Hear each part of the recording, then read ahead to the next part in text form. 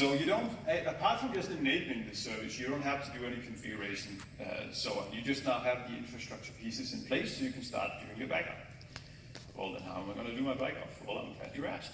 Let me show you. So for this, I'm just going to use a Postman for now. You only have the REST APIs that I can go and do this with. We'll provide PowerShell commanders for your convenience at a later point in time. But basically, the way that this works is you have a concept of backup policies. So what I'm going to do to begin with is I'm basically going to call into my management endpoint. I'm going to call the backup and restore service, and I'm going to get the backup policies that are there. So let me just fire this one off. And you can see there's a few backup policies defined. Let's just take a look at what those are. So there are concepts in here like being able to do auto restore and data loss. The data loss is an event that your reliable collections will get if they go out of quorum, if a petition goes out of quorum.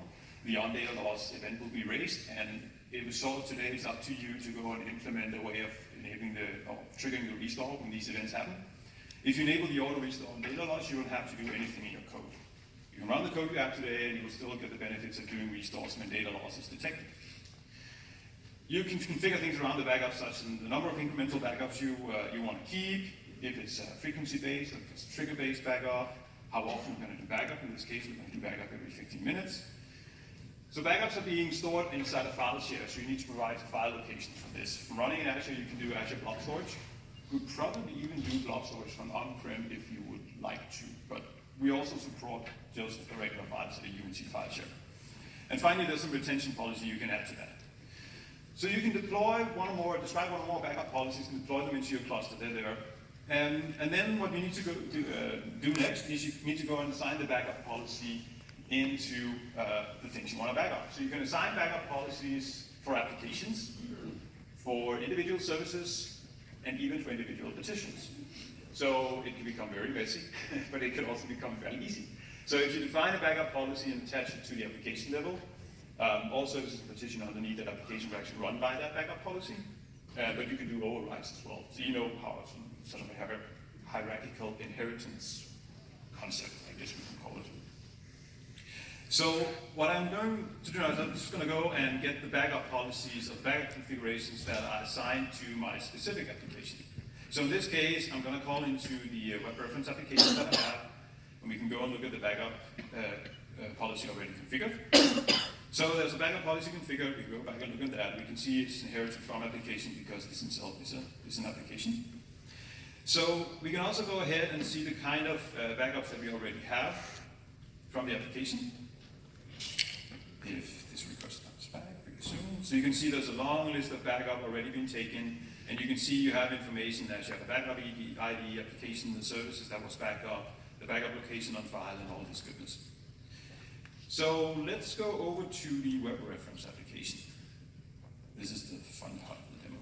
So in this application, I actually just have this one petition that I've done backup of. So there's one stateful petition in here. We've done a backup of that. Now we can even go over and see the application itself.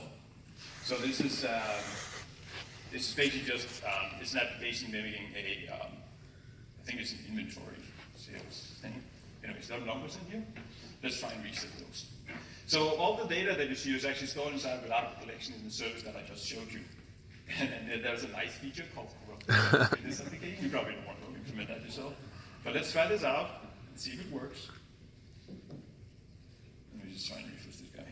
So let me corrupt the data. The size says, but I'm pretty sure if I now go back and reset, everything's gone. Oh. Everything's down in zero. Oh no. I'm glad we had a backup. Okay, so let's go back and look at the partition backup list. So now I'm specifically going through that partition that I want to go ahead and restore. So you see the partition ID up here. Send this one over. I'm going to go pick the backup that one restore. So I can go down the list, and I should have the latest backup down here. So I need the ID and I need the backup location.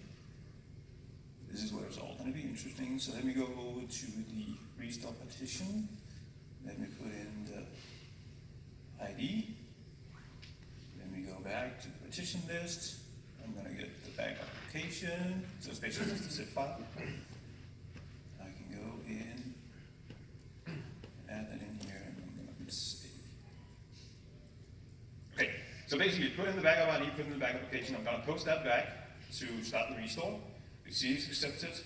I can go and get the progress. You can see right now it's just accepted. Hasn't started running yet. Let's go back. See restore is now in progress. So basically what's happening now is the restore service is going off to the file location in Azure Storage. I'm going to pick that zip file. It's going to restore my, my partition. We have success. Let's see the web app. Hey, and there you go. Nice. We have all the data back. Cool. Is it good? Yeah. So now code changes to reliable collections, to stateful services for your actors. Using the backup restore service, you have this cool backup restore thing that you can now work with. You can recover from unintentional or intentional data loss, corruption, like we did here. Yeah.